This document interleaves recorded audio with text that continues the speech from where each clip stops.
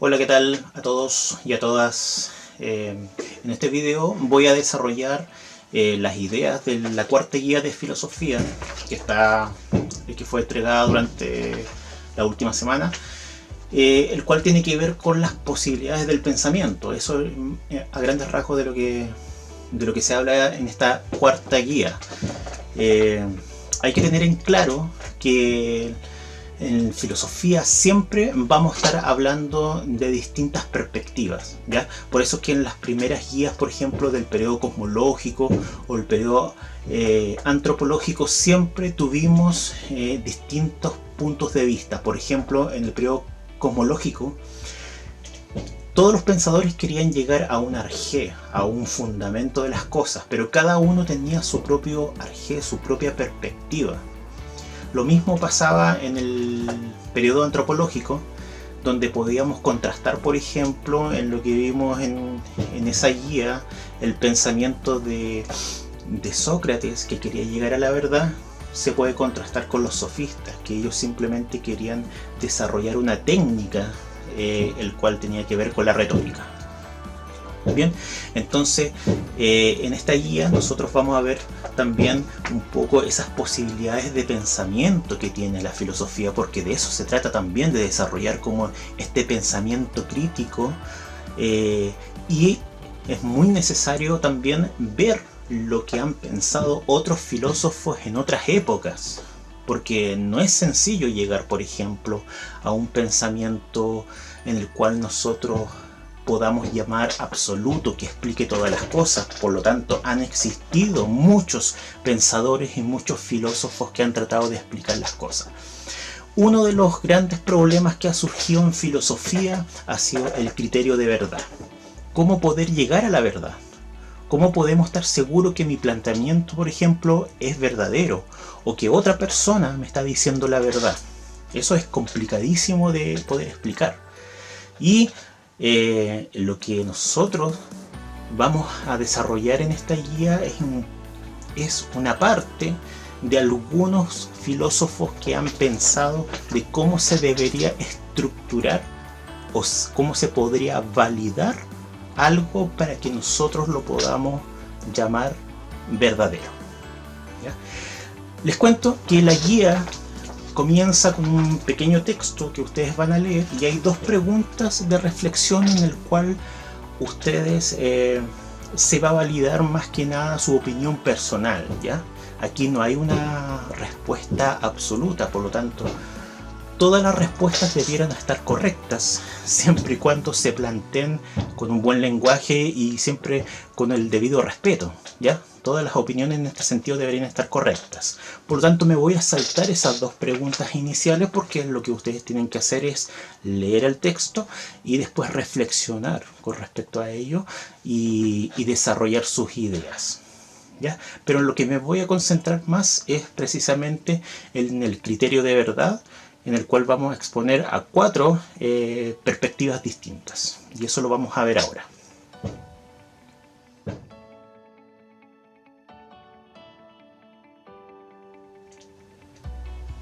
Bien, en primer lugar, no es necesario ser un filósofo para poder hablar de la verdad.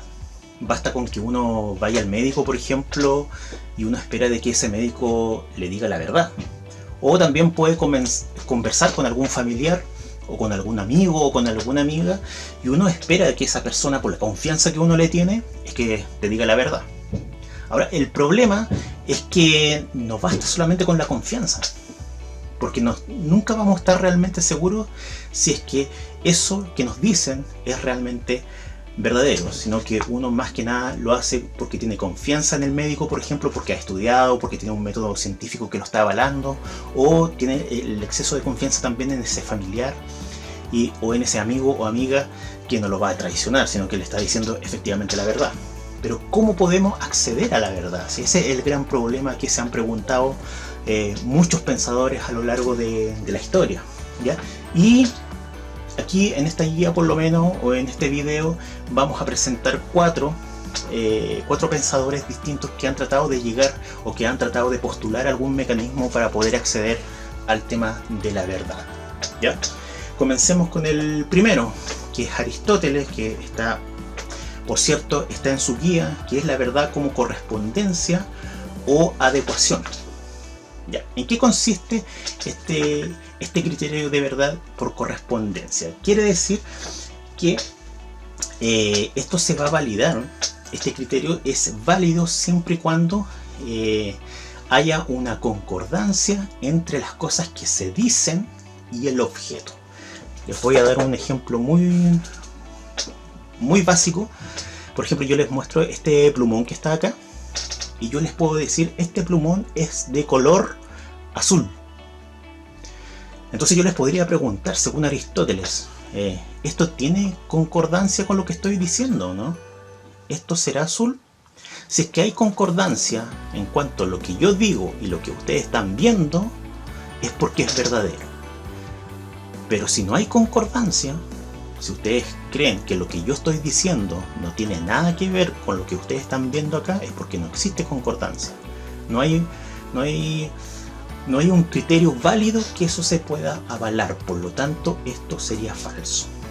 En cambio, si yo les digo, por ejemplo, voy a cambiar el color del plumón, no se ve mucho, esta, si yo les digo, bueno, tampoco se nota mucho, pero si yo les digo, por ejemplo, este plumón es de color rojo, y si ustedes ven efectivamente que el plumón es de color rojo, es porque existe concordancia con lo que se está diciendo. Entonces Aristóteles valida en la medida de que existe concordancia en lo que digo y lo que está en el objeto. ¿Ya? El segundo criterio de verdad tiene que ver con un autor que se llama Hegel, y este autor habla de la coherencia. ¿Cuál es este criterio de verdad acerca de la coherencia? Tiene que ver cuando el criterio de verdad o algo es verdadero siempre y cuando esté dentro de un sistema que lo está validando. Así dicho como lo estoy diciendo, es muy complicado, pero les voy a dar un ejemplo para que esto vaya aclarando un poco. Por ejemplo, en un partido de fútbol. En un partido de fútbol tiene que haber una cantidad de elementos que estén funcionando para que realmente pueda funcionar ese partido de fútbol. Por ejemplo, tiene que haber una cierta cantidad de jugadores. Tiene que haber 11 jugadores por lado. ¿Ya? Tienen que haber dos equipos distintos, cada uno con 11 jugadores, en el cual se incluye un arquero. Tiene que haber una cancha donde se juegue y tiene que haber dos arcos. También tiene que haber árbitros para seguir esas reglas. ¿Ya? Entonces ya tenemos todo este sistema que está funcionando. Y yo, por ejemplo, supongamos que ya comenzó el partido y se cobra un penal. Ese penal es válido solamente dentro de ese sistema futbolístico. Ese árbitro no podría cobrar, por ejemplo, un penal en un partido de básquetbol, porque ese es otro sistema completamente distinto, con otra cantidad de juegos y con otro reglamento. ¿Ya? Tampoco podría cobrar penal en un partido de tenis, porque ahí existen otras reglas, hay otro sistema completamente distinto. Entonces, cuando algo es verdadero, para Hegel, en esta coherencia, es verdadero siempre y cuando algo esté dentro de un sistema, se valida solamente dentro de un sistema en el cual ya existen las reglas claras, por ejemplo, las reglas del fútbol. Si es que está claro esas reglas del fútbol, se puede cobrar un penal, porque ahí sí tiene relevancia y sí es verdadero dentro de esa lógica de juego. Pero si sacamos eso y la tratamos de colocar en otro sistema, como por ejemplo en el básquetbol, entonces no tendría nada que ver y eso sería falso. ¿Ya? El tercer criterio de verdad es de teoría pragmática, ¿ya? De William James. En este tipo de pensamiento, en este tipo de criterio de verdad, se valida siempre y cuando haya una cierta utilidad. ¿Ya? Aquí Por eso es que uno habla, por ejemplo, de que las personas son muy pragmáticas, ¿ya? Porque las cosas, cuando una persona es muy pragmática, siempre tiene este pensamiento de que las cosas tienen que funcionar. Si no funcionan, no sirve para nada, ¿ya? A lo mejor algunos de ustedes pueden ser como más pragmáticos, que necesiten tener como algo que funcione. En este sentido, la verdad solamente se va a limitar a que las cosas funcionen. Yo les puedo decir, por ejemplo, a una persona que me pase el paraguas porque está lloviendo. Si esa persona me obedece y me trae el paraguas, significa que el enunciado, lo que yo dije, tuvo un efecto positivo, porque me trajo el paraguas. Si es que funciona, si es que esa persona me lo trajo, entonces eso sería verdadero, porque tuvo una utilidad. Si es que no me hubiese escuchado, eso sería completamente falso. ¿Por qué? Porque no tuvo ninguna utilidad. Lo dije, me escuchó, pero no tuvo ninguna validez porque no tuvo el efecto esperado. Por lo tanto, no es algo pragmático. Para los pragmatistas, entonces, siempre tiene que tener una funcionalidad. Lo que se diga tiene que funcionar. Y la última, la número 4, tiene que ver con la teoría consensual de verdad. Consenso significa acuerdo. Por lo tanto, aquí estamos hablando de una cantidad de personas. Es como algo bien democrático. Se llega a la verdad en la medida que se pongan de acuerdo un grupo de personas, ¿ya? Puede ser un grupo, un curso, puede ser una junta de vecinos, puede ser una convocatoria de cualquier tipo, pero que se tenga que colocar una cantidad de personas que se coloquen de acuerdo, que todos tengan legitimidad para poder dar sus opiniones, ¿ya? Que no se sientan presionados por nadie, y si esas condiciones se dan, el acuerdo que lleguen va a ser válido, ¿ya? ¿Por qué? Porque todos participaron y porque todos están de acuerdo también con lo que se logró en todo ese tipo de conversaciones grupales, ¿ya? Eso sería el cuarto criterio de teoría consensual de la verdad, ¿ya? Y como ejercicio está la actividad donde dice número 2. Acá no se nota mucho, pero ustedes lo pueden revisar en su guía, en el cual existe ustedes tienen que colocar aquí, de acuerdo a los enunciados, si es que esto es verdadero o si es falso, ¿ya?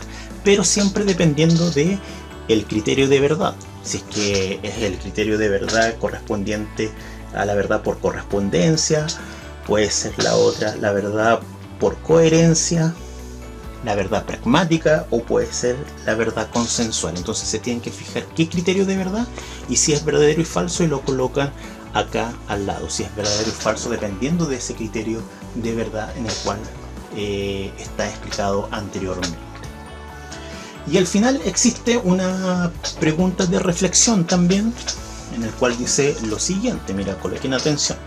Dice, para reflexionar, si tuvieras que optar entre la religión o la ciencia para llegar a la verdad, ¿qué opción tomarías? De acuerdo a tu criterio de verdad, ambas pueden ser válidas, pero en tu respuesta debes explicar por qué una es más confiable que la otra. Ya, este es un viejo debate de los religiosos versus la ciencia. Aquí cualquier criterio también puede ser válido, o sea, aquí no importa si es que ustedes son religiosos y creen que la verdad es a través de Dios, o si son ateos a lo mejor y creen completamente en la ciencia, también es muy válido. El tema en este ejercicio es que ustedes sepan explicar o desarrollen su idea de por qué escogieron la religión, por ejemplo, o por qué escogieron la ciencia. Si lo saben explicar bien, bueno, van a tener el puntaje correspondiente, que son 6 puntos, ¿vale? Pero no importa mucho si es que es uno u otro, sino es más importante cómo ustedes van desarrollando sus ideas, cómo desarrollan su pensamiento crítico con respecto a esto, que finalmente es de lo que se trata la filosofía, ¿ya? De desarrollar ese pensamiento crítico. Así que eso es más o menos a grandes rasgos de lo que significa la guía número 4, sobre las posibilidades de pensamiento. Ok.